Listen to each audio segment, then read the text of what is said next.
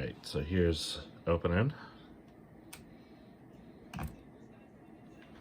Pops open pretty quick. It's got a decent amount of wobble.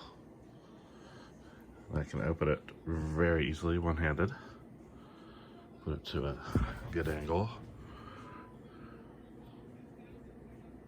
It holds pretty well, but it definitely wobbles.